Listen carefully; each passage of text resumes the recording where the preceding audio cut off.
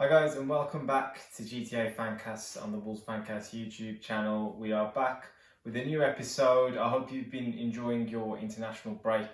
Personally, I had a little bit of a break from things as well, which has been quite nice. But here to show you a little bit about back three systems. I've had a look elsewhere for once, so not a Wolves focused one, but seeing what we can learn from teams who have played with the back three system this season and had a lot more success than we have, and if there's any little hints and tips Nuno can take for the rest of the season perhaps, and maybe beyond that, on how he can tweak things and progress the team a little bit further than what we've seen so far.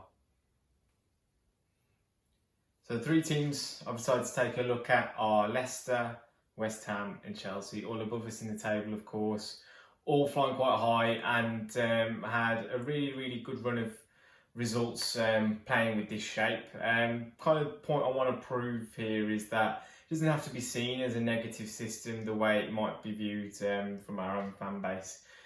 So I've taken a game from each of those club seasons, and it's specifically looking at games where they've clocked up a decent XG as well. And I'm going to start with Leicester and their 4-1 win against Leeds. Now Leeds can be a little bit of a anomaly, perhaps, given how open they are, how unique they are and the way they play. But I just thought Leicester, for a significant portion of this season, taking that back three approach. They're quite nice and flexible with the way they play. And I think the first thing to point out with the way they operate is, generally speaking, they will have within their back three, essentially nominally fullbacks playing in those positions. In this game in particular, they had James Justin on the right and Christian Fuchs on the left. Career fullbacks, Justin obviously has played in those either wing-back position on a number of occasions. Fuchs, who won the title from left-back, but with them slowing down and kind of the ageing kind of process taking hold, maybe seen as more of a left-sided centre-half option as well. But I think it really gives you, in that position, the option of A, playing someone who's a bit more attack-minded on one of the sides, and in this occasion it was Mark Albrighton, who operated on that right wing. Luke Thomas played on the left-hand side. And also just gives you two players who, if they are dragged out into these kind of positions, which is always going to be possible if you're counted against, especially if you are looking to press your full-backs nice and your wing-backs nice and high, very comfortable in those kind of situations. Now, in particular with this Leicester game, I thought it was interesting to see how the ability on the ball that a fullback would have, generally speaking, more comfortable, more varied in their possession and approach play, that they had quite a bit of success with it. You know, you had Justin, who was able to kind of drive forward with the ball and carry it, maybe not as cultured a passer of the ball as someone like Fuchs, but when Fuchs picks it up in this position with he's got a really sweet left foot, can basically pick a pass into any kind of space within this kind of arc, really. With the way he whips it into people. And there's a really good example of this where he played it into James Maddison Feet, who came on in the second half. It turned in the number 10 position, and a really lovely turn, but without that pass getting that zip and nice little angle on it.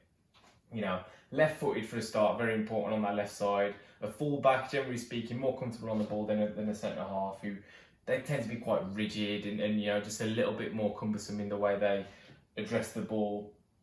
And you see straight away that benefit. Maddison turns, he plays in, changes under, and they get a goal from it. And the other thing that I think they benefit from is, as well, like I say, Justin, incredible season he's had so far this season. You know, with Albrighton, able to go out and play basically as a winger. He's a very kind of conscientious player who will work hard for the team, defensively pretty stout as well, and will make sure that yardage is really covered. But if Justin does get isolated in one-on-one situations, there's no trouble for him really there. And I think it's really important to note that they are the main kind of progressors of the ball and plenty of touches on the ball. As well as that, Wesley Fofana, exceptional young, quick centre-back as well. So he's able to cover those spaces quite nicely.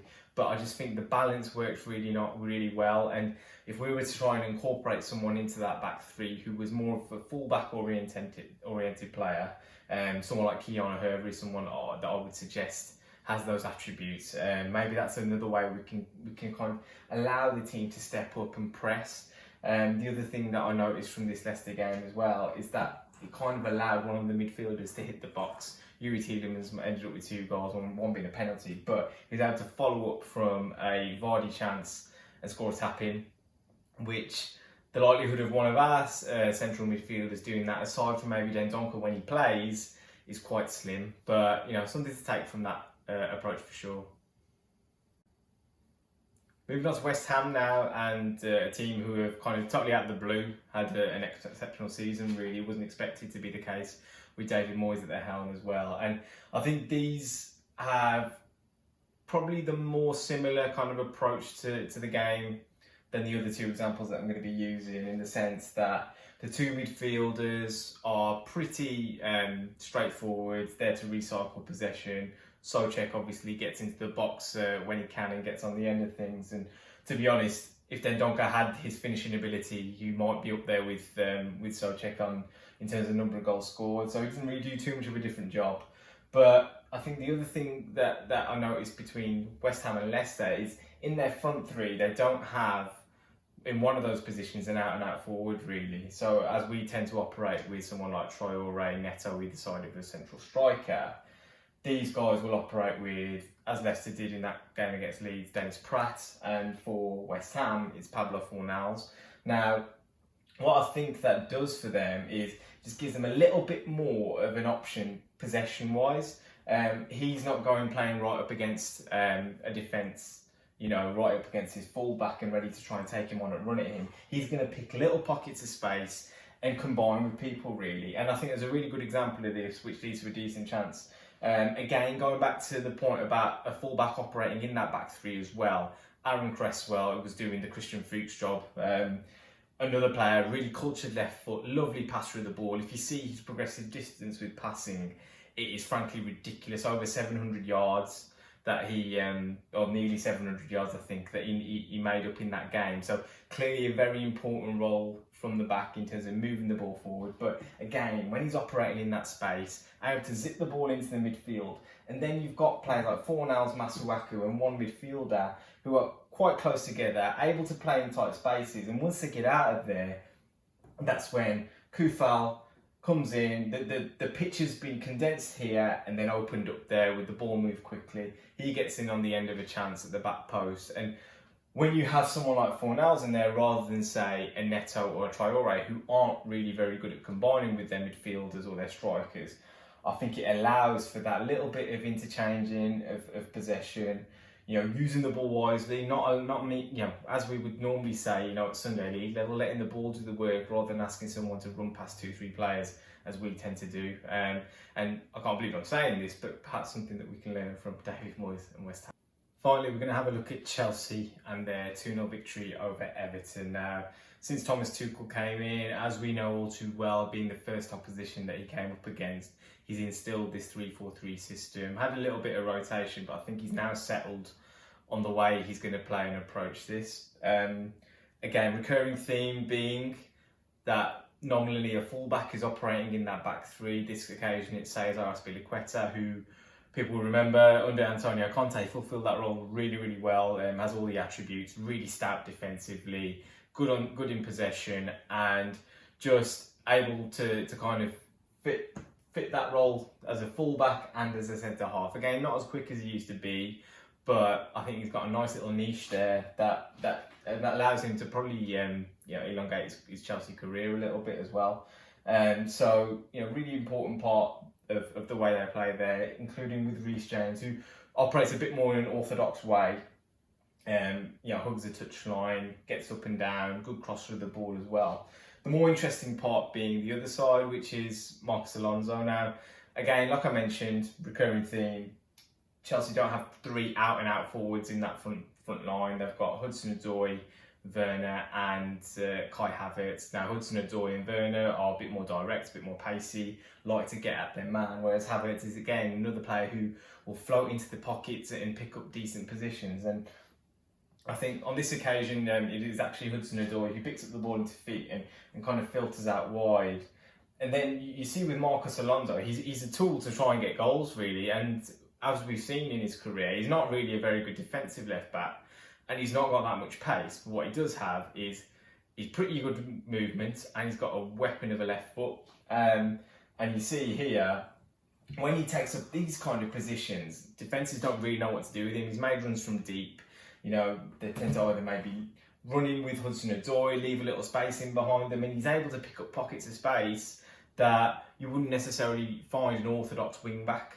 That's Tuchel using the attributes that Alonso has to his benefit, and also hiding kind of the weaknesses. He's not asking Alonso to get down the line and whip crosses in, because he hasn't got that yard of pace to get beyond the fullback and really work teams like that. But just a little bit of a nuance there that I think, the kind of thing that we could maybe benefit from. When I look at our squad and our profile, you think about players like Johnny. I've always thought Johnny could potentially play as part of a back three. Keanu Herver, as I've already mentioned, I don't think he has the dynamism to play on that right wing back position, long term. I think he's got a good pace and he's technically adept enough to play centre half, but when you're asking him to get into the final third and produce goods, I don't think he's quite got it at the moment. So really long term, I see him as that right-sided centre half, and a really good option in that position.